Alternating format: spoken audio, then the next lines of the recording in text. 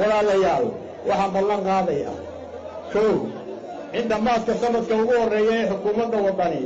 aanu saddexlaabi doono biyo Hargeysa hesho. waa Cabdiraxmaan Cufro waa musharax madaxweyne oo ololihii doorashada markii uu socday ka khudbadaynayay fagaare ay ku sugnaayeen boqolaal ka mid ah bulshadu. Sihaam Saleebaan Maxamed oo ah gabadh da'yar oo ardayada ayaa maalintaasi dhageysanaysay. keligii maaha ee maalin kasta kolba xisbiga ololaha doorashada ayay dhageysan jirtay khudbadahooda. أنا ما دام أرضي هاي أو يعني أرضي قباهية بدن أولي هاي ودوني مرك وحبرشة ووضاء إنه شقة هلا إنه وح دقالك فيه هلا تصور يعني أنا يقولون كدولي دوني إن يعني أن هلا صدق دي مدحويني مركن أوفر صدي كان سري وح هؤلاء جوا كوفلين كرات ضلك وحبوا فلين كراتك وحبوا وقبن كرات كاس ما كدورني مركا فرصة سنة فرصة أدو مهمة أو أنا قان هلني تصويني هلي والدين تنجه الرئي muddo bil ah ayaa madaxda saddexda xisbi u tartamayay ay ku soo wareegayeen gobolada Soomaaliland si ay u weydiistaan inay codkooda siiyaan bulshooyinka halka ku kala nool inkastoo ay wali muuqato in dhaliilo dhanka beelnimada ah jiraan saameynteedana ay leedahay haddana badi dadweynaha ka soo qayb galay waxa mid waliba uu u yimaada sida Sihaam oo kale inuu barnaamijyada ay kala wataan xisbiyadu iyo musharaxiinta hadlayaba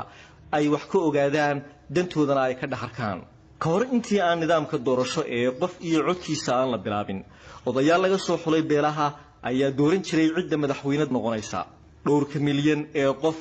ee madaxweynaha la dooranaya uu talin doono fursad uma heli jirin ay wax ku doortaan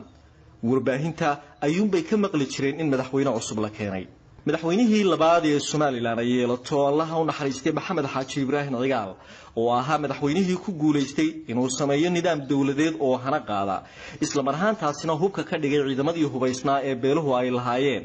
ayaa sanadii 2001 sameeyay dastuur qoran kuna dhawaaqay nidaamka asxaabta tirada badan sanadii 2003 oo uu sheegay in codka shacabka lagu dooranayo cidda madaxweynaha Soomaaliland ka noqonaysa waxa uu ciyaal sameeyay xisbigii ugu horeeyay oo magaciisa uu bixiyay udub oo uu isagu hogaaminayay